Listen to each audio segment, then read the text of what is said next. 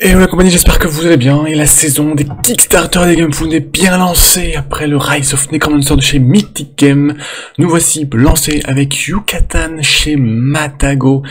C'est un jeu qui était lancé il y a déjà quelques jours, qui est encore là pour une quinzaine de jours et qui est déjà financé. C'est un jeu donc chez Matago qui sera proposé en français, même si la page du Kickstarter et les règles, comme vous le verrez, sont en anglais, mais tout sera en français. C'est un jeu qui est de Guillaume Montiage, pardon, vous le connaissez, c'est le père de Kemet, mais cette fois-ci, on va s'envoler pour le pays des Mayas, dans un jeu de compétition de à 4 joueurs, où on va en fait un petit peu se mettre sur la tronche, faire des prisonniers et des sacrifices. Alors, pour découvrir ce jeu et avant de se lancer dans la campagne, on va aller voir tout simplement le module Tabletopia qui est disponible. Le jeu est jouable si vous le voulez en ligne. Les règles sont disponibles aussi, mais en anglais, donc il faudra aimer ou en tout cas comprendre la langue de Shakespeare. Donc je vais vous l'expliquer en français avant de, pour ceux qui ne pourraient pas ou qui n'auraient pas le temps d'essayer ce module Tabletopia. Alors dans Yucatan, chaque joueur va incarner un peuple maya, et on va jouer sur ce grand plateau qui représente la jungle et puis 3 grandes cités dans lesquelles nous allons envoyer nos troupes. Alors, pour commencer la partie, et dans le matériel que nous allons avoir ceci, un plateau individuel qui représente en fait notre empire, nos constructions, nos troupes et nos capacités. On va retrouver ici sur la partie de gauche, et vous allez voir des bâtiments à activer. En haut, sur cette ligne, on a notre héros, notre dieu en fait, notre héros plus exactement, avec ses capacités spéciales. En dessus, on a nos 2 chefs d'armée et les armées et leurs capacités. Puis en bas, on a aussi tout ce qui va être les 2 ressources qui vont être importantes, la jade et puis le blé, qui vont être importantes pour se développer. Yucatan va se dérouler en 4 tours, en 4 saisons, exactement, pas une de plus, et ça va se jouer au point de victoire. Chaque saison va se jouer en 3 phases. Une phase d'action, une phase de sacrifice, et puis une phase de fin de tour. Commençons donc par la phase d'action. La phase d'action, elle va se dérouler en 3 tours, et à chaque tour, on va jouer 2 actions, une action de bâtiment et une action de leader, dans n'importe quel sens, bâtiment, leader ou bâtiment. On a 5 bâtiments dans Yucatan: le site de construction, le site militaire, le site baraquement, le site du temple et le site du grenier. Chaque bâtiment a 3 niveaux, un niveau 1, 2 ou 3. En début de partie, on va choisir un bâtiment de niveau 1 qu'on va avoir gratuitement. Donc voilà, on va prendre le site de construction. Donc là, ils sont tous à niveau 0 sur mon plateau individuel. Si je prends ici ce bâtiment, donc le bâtiment de construction de niveau 1, en début de partie, je peux le prendre gratuitement et le placer sur mon plateau. J'aurais pu faire ça avec ici le temple, qui serait de niveau 1, avec prendre les baraquements, niveau 1, ou le site militaire de niveau 1. Il n'y a que le grenier qui lui n'a pas de niveau. Il est toujours identique de niveau 0. Alors, si on joue une action de bâtiment sur le site de construction, donc en haut, le premier bâtiment, qu'est-ce qui va se passer? On va pouvoir construire un nouveau bâtiment, un nouveau niveau de bâtiment. Alors, pour construire un niveau de bâtiment, on va le voir à la fin, il y a un système de table d'évolution qu'on retrouve ici. Voilà, c'est une table d'évolution avec 3 pistes, le temple, les armées et puis le site de construction. On commence bien sûr au niveau 0, et puis en fin de tour on va pouvoir évoluer. Et donc pour construire un bâtiment de niveau 1, il va falloir être dans la colonne du 1, un bâtiment de niveau 2 dans la colonne des bâtiments au niveau 2, et niveau 3 au niveau 3 dans cette table d'évolution dans le bâtiment concerné. Alors, tac. Donc on va construire un bâtiment. Le bâtiment il va avoir un coût. Donc si on commence avec un bâtiment de construction de niveau 0, on peut construire que des bâtiments de niveau 1 pour 2 jade. Si on a un site de construction de niveau 1, on va pouvoir construire un bâtiment de niveau 1, 2 ou 3 si on respecte la table d'évolution contre des jades et puis du blé. Si on passe au bâtiment de construction de niveau 2, on va pouvoir construire d'autres bâtiments avec un seul niveau de jade, mais à chaque fois c'est un peu moins cher, un peu plus simple. Et puis au niveau 3, on va pouvoir construire un bâtiment pour une jade, et surtout on va pouvoir faire une autre capacité que je détaillerai après. Donc ça c'est le bâtiment de construction qui vous permet de construire des bâtiments, donc pour évoluer vos bâtiments. Si vous déclenchez le site du militaire, donc là ça va vous permettre d'acquérir des nouvelles capacités pour vos armées. Alors ces capacités, pour les acquérir, ce sera des ressources qu'il faudra dépenser, donc plus ou moins de ressources selon le niveau de votre bâtiment militaire. Donc les ressources, les capacités elles sont ici, donc on a différentes ressources au niveau 1, 2 ou 3, donc pareil, il va falloir respecter pour les acheter, d'avoir dans la table d'évolution le bon niveau. Ces capacités, elles ont plein d'effets différents, on pourra les détailler ensuite. Donc quand on achète une capacité, on vient la mettre devant notre armée à laquelle on va l'affecter. Et donc voilà, ça va donner une capacité à notre armée qui pourra être déclenchée lors de la phase de combat.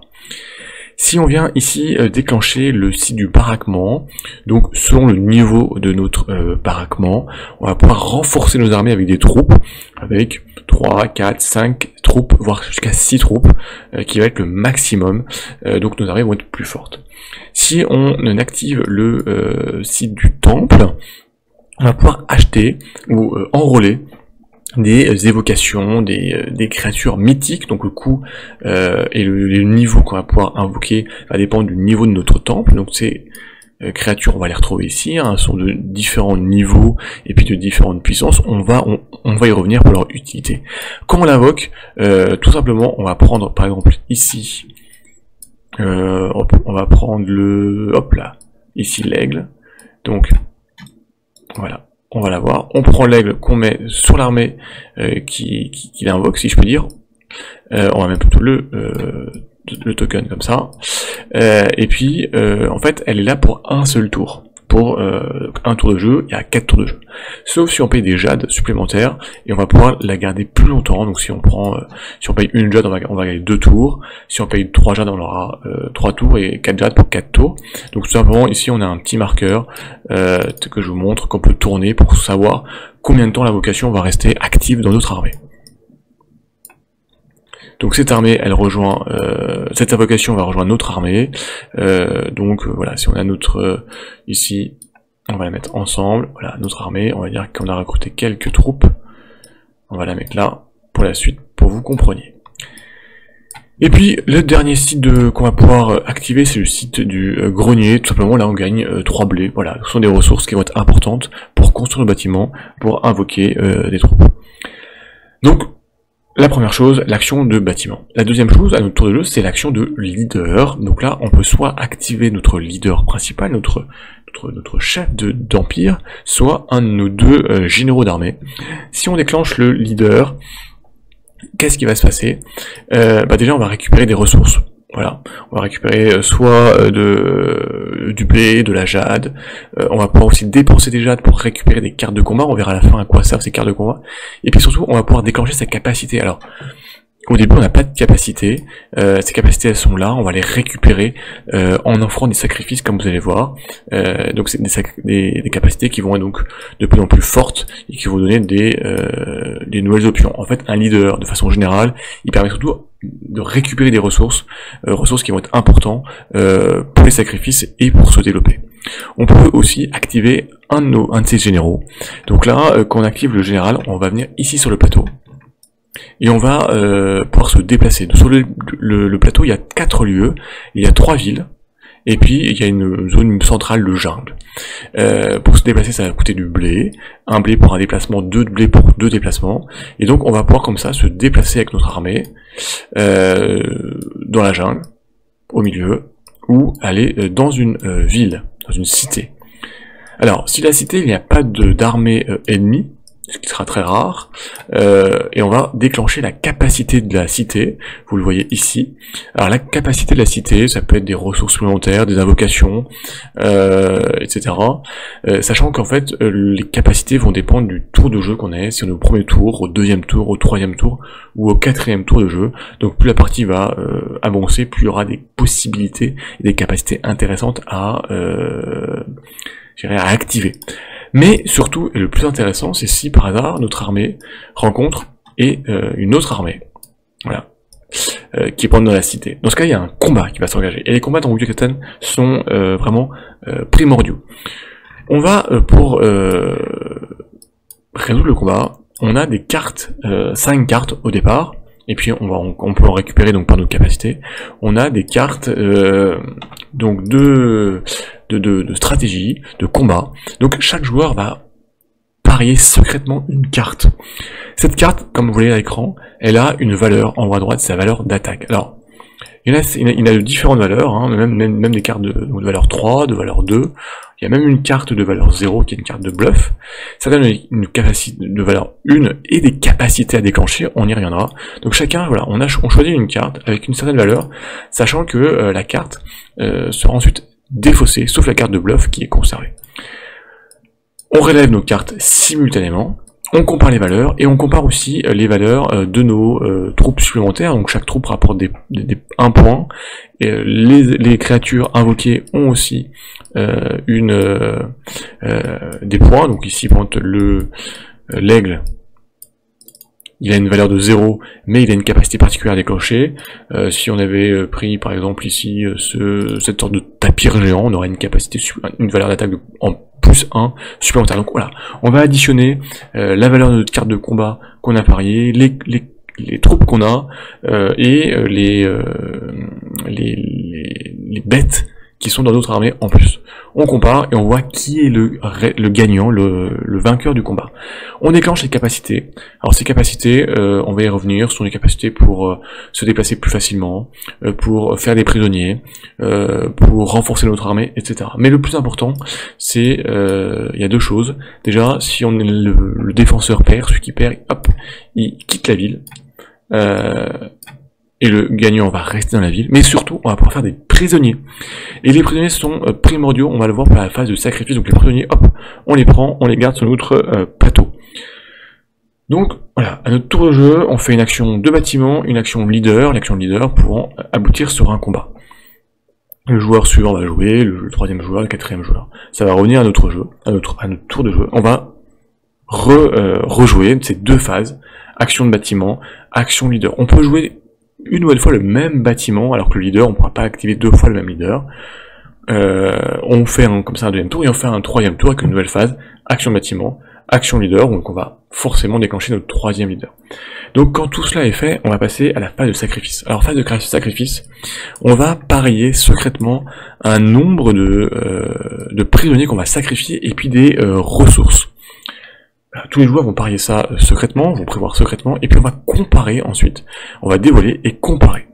Sachant, pour venir ici à la pyramide, puisque les dieux veulent des sacrifices, sachant que il y a plusieurs choses. Tout d'abord, les prisonniers ont un coût en points de sacrifice qui va aller en diminuant au cours de la partie. Au début de partie, au premier tour, un sacrifice d'un prisonnier, ça vaut 4 points de sacrifice. Deuxième tour, ça vaut que 3 points, au deuxième tour 2 points, et au dernier tour 1 seul point. Et puis les ressources, elles valent 1 point, donc rajoute des points de sacrifice. On va regarder donc les points de sacrifice, on va comparer ces points de sacrifice, et il va y avoir deux choses. Celui qui a le plus grand nombre de points de sacrifice, et qui a réussi à avoir qui a des points de sacrifice supérieurs au tour précédent. Donc au premier tour, il n'y a pas de comparaison, mais à partir du deuxième tour, on va comparer votre point de sacrifice au tour d'avant, donc celui qui a le plus de points de sacrifice, et qui en même temps respecte la condition d'avoir plus de points de sacrifice que le tour précédent, il va ici monter sur la pyramide, donc au niveau 2 puis au niveau 3, ce qui va lui octroyer des points de victoire, un point de victoire supplémentaire, et surtout c'est que les capacités de votre leader elles vont augmenter de niveau 1, niveau 2, niveau 3, donc voilà, votre leader va être bien vu des dieux. Et tous les autres, tous ceux aussi qui ont respecté le fait d'avoir des points de sacrifice supérieurs au tour précédent, donc si je suis au tour 2, d'avoir plus de points de sacrifice qu'au tour numéro 1, et bien c'est justement là qu'on va venir sur la table d'évolution, et que je vais pouvoir faire évoluer un de mes branches, donc le temple, mes armées, mon site de construction, voilà. Donc je peux faire évoluer comme ça un niveau. Alors sachant que je pourrais pas faire évoluer l'ensemble dans les 3 colonnes mon évolution, c'est pas possible dans la partie, donc c'est un choix à faire. Qu'est-ce que je vais privilégier? Lorsque je passe un certain niveau, je vais pouvoir gagner des ressources supplémentaires, et puis arriver au niveau 4, si je maximise, je vais pouvoir avoir un bonus particulier. Donc c'est très important puisque c'est ça qui va conditionner le fait de pouvoir construire des bâtiments d'un niveau supérieur. Donc sinon, vous resterez avec des bâtiments niveau 1, donc des capacités et des coûts d'achat plus chers. Donc, un petit point important, c'est que au premier tour de jeu, il va falloir parier suffisamment pour être devant les autres, mais si vous pariez trop, ça va être compliqué au tour numéro 2, tour numéro 3, tour numéro 4, sachant que les prisonniers valent de moins en moins cher en points de sacrifice, de faire plus. Donc, voilà, il faut parier fort, mais pas trop. Et puis dernière chose, quand même, l'ensemble, pour tous les joueurs, l'ensemble des points de sacrifice que vous avez donné aux dieux, ça vaut 1 point de victoire. Donc si vous avez 8 points de sacrifice, ça vous fait 8 points de victoire. Si vous avez 10, ça fait 10 points de victoire, qu'on matérialise ici sur le tour du plateau de jeu. Donc voilà, on fait bouger nos petits scores là, et on compte les points de victoire. Donc cette phase de sacrifice elle est importante, et donc elle dépend aussi bien sûr de des prisonniers que vous allez avoir, donc du combat qui aura eu lieu. Puis on passe à la 3e phase qui est une phase de fin de tour. Donc là tout simplement les invocations qui seraient arrivées au fin de temps de l'invocation, si vous n'avez pas augmenté leur durée de vie, elles sont retirées du plateau. On va ici en fait je crois qu'on peut changer, voilà. On va faire tourner donc le niveau du temple. Donc les points de sacrifice des prisonniers vont diminuer. Voilà, on fait ces différentes petites, je dirais, manipulations qui permettent de savoir voilà où on en est dans la partie. Et on va jouer donc 4 tours de jeu comme ça. On va rejouer deuxième tour une phase d'action avec 3 temps où à chaque fois on va jouer une phase de bâtiment, une phase de leader, ensuite une phase de sacrifice, sachant que le premier tour il y aura des combats, puis une phase de fin de tour. On va jouer comme ça jusqu'à la fin de partie, et puis là on va compter les points de victoire. Les points de victoire ce sont donc ces points qu'on a marqués au fur et à mesure de la partie, plus des points de victoire sont les ressources qui nous resteront, et puis des points de victoire bonus qu'on aura pu obtenir grâce à certaines capacités, grâce à certaines invocations, grâce à certains bâtiments, et donc le joueur qui a le plus de points de victoire remporte la partie. Donc voilà, un premier, avant de regarder la campagne, c'est un jeu qui est très rapide, très rythmé, puisque il est en 4 tours de jeu, pas plus. Des phases relativement rapides, avec un bâtiment à activer, un leader à activer, les combats qui se passent très rapidement, avec cette partie de bluff à jouer, et cette partie des prisonniers. Le sel et l'intérêt de ce jeu se joue vraiment dans la partie de phase de sacrifice, où il va falloir parier, mais pas trop. Vraiment pour parier pour avoir des points de victoire, déjà, premièrement. Parier pour être au-dessus des autres joueurs, pour pouvoir progresser sur cette échelle du temple Maya, et donc faire augmenter, avoir un leader qui augmente ses capacités de niveau 1, niveau 2, niveau 3, de plus en plus fort. Mais il faut pas trop parier, sinon au tour suivant, 2, 3 et 4, ce sera très difficile de faire plus que le tour précédent, et donc on ne pourra pas avancer dans le table d'évolution, donc on restera avec des bâtiments niveau 1, niveau 2, niveau 3, on ne pourra pas avoir de meilleurs bâtiments. Et ça, c'est vraiment quelque chose qui est très bien trouvé, qui permet d'avoir un certain équilibre dans les points de victoire, et d'être toujours dans cette course, mais pas trop vite, pour pas s'épuiser dès le premier tour, où après on va être en fait un peu limité, et on va pas pouvoir évoluer. Alors la campagne de Yucatan elle est très bien partie, elle est financée, déjà plus de 128 000 € sur les 50 000 attendus, on est à 18 jours au moment où je tourne cette vidéo, donc voilà, un peu plus de 3 semaines, donc comme je vous disais, un jeu qui est très rapide, 60 minutes, parce que en fait, c'est vrai que c'est 4 tours de jeu qui sont, et on les tient, voilà, qui sont pas très longs, très accessibles, 14 ans et plus, même je pense à partir de 12 ans, j'ai pas essayé, mais avec des jeunes enfants, avec des enfants de 12 ans, mais c'est pas extrêmement compliqué, surtout si vous avez un enfant qui joue un petit peu. On a donc la boîte pour 70 €, donc c'est la boîte de base, genre la boîte de base, le jeu en fait, avec l'ensemble des stretch goals qui vont être débloqués, on y reviendra. Il faut savoir que donc bon, on regarde un petit peu ce qu'il y a dans la boîte quand même, hein, donc les plateaux joueurs comme je vous le disais, on a donc les 5 cartes de départ de départ de combat, on va pouvoir en rajouter d'autres hein, en achetant. On a donc 3 figurines, le chef de la cité et 2 chefs de guerre, et puis on a un certain nombre de tokens, les tokens de construction des bâtiments niveau 1, 2, 3, les tokens de pouvoir, les marqueurs de score, les marqueurs d'évolution, les marqueurs de sacrifice. Donc ça pour les 4 factions. On a tout ce qui va être invocation, donc des invocations liées au monde Maya, donc un tapir, des vautours, des crocodiles, l'araignée noire, etc. Donc c'est des invocations qui vont venir renforcer vos armées. On a les guerriers, hein, donc voilà, pour venir pour vos troupes, hein, donc il va falloir vraiment faire des prisonniers, ce qui était le cas chez les Mayas, pour pouvoir les sacrifier ensuite. Les cartes de combat, toutes les ressources, une pyramide qui sera en 3D hein, à monter, donc qui donnera voilà un peu un petit plus à votre jeu, le tableau d'évolution, les 3 cité sacrée avec les différents effets qui seront déclenchables et puis un grand plateau circulaire. La campagne lancée, on regarde rapidement les stretch goals, hein, bon, de l'aviation au niveau des ressources, des nouvelles cartes de bataille, des nouvelles plus de troupes, une nouvelle invocation, et puis voilà, d'autres choses qui vont arriver, de la qualité supplémentaire, voilà, donc à regarder. Je reviens pas sur la partie comment on joue, je voulais expliquer les 4 tours de jeu, les 3 phases d'action, phase de bâtiment, phase de leader, les combats, la phase de sacrifice très important, qui vraiment va vous permettre d'augmenter. Ce qui est intéressant, c'est que vous avez le livre de règles qui est disponible en anglais, donc il faut pratiquer la langue de Shakespeare, et puis le menu Tabletopia comme je vous ai montré, donc qui permet de jouer, de tester, de découvrir, si vous voulez tester avant de vous lancer dans la partie. Donc 70 €, voilà, un prix relativement correct, sachant que derrière, vous allez avoir, alors sachant que aussi, si vous préférez, il y a toujours chez Matago ce système de pledge avec la version boutique, où vous vous payez la moitié maintenant, et la moitié on la récupère dans une boutique partenaire. N'oublions pas les frais de port, comme toujours, donc on sera aux 12 €, bon, c'est relativement raisonnable. Par contre, attention, et ça devient un peu la norme sur Kickstarter et sur GameFound depuis quelques mois, la TVA n'est pas incluse, donc vous rajouterez 20% au moment du Pledge Manager, donc à tenir compte, je dirais, dans votre prévision de paiement, il faudra rajouter donc 20% sur ces 70 €, plus les 12 € de frais de port, donc ça vous fera une centaine d'euros à la livraison.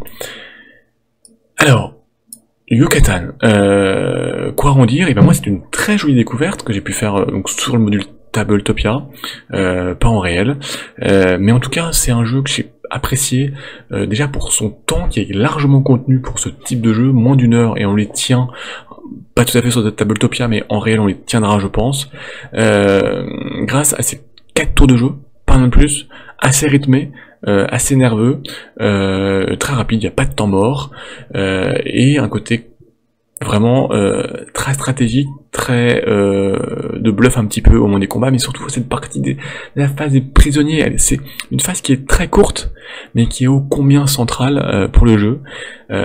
Cette phase où vous allez vraiment réfléchir, combien de prisonniers, quelles ressources, pour quel score, faire des points de victoire, assez pour déplacer les autres, pas trop pour en faire plus au tour suivant, sachant que les prisonniers coûtent moins cher, c'est pas simple, et c'est ça qui est excellent, sachant qu'il faudra bien sûr faire des prisonniers, donc il va falloir aller au combat, il n'y a pas le choix, dans Yucatan, il va falloir combattre, donc il va falloir améliorer ses armées, il va falloir invoquer pour pouvoir battre ses ennemis, gagner des prisonniers, avoir des créatures qui permettent d'obtenir des prisonniers quoi qu'il arrive, parce que parfois vous aurez des créatures qui vous permettront d'avoir des prisonniers même en perdant, donc voilà, parfois c'est pas forcément la victoire qui sera importante, c'est de participer au combat et d'avoir des prisonniers à sacrifier voilà, juste après, ce qui est pas très humain, voilà, pendant votre partie du Yucatan, on mettra certaines valeurs morales, en tout cas sur la vie humaine, un petit peu de côté, sur la partie sacrifice chez Maya.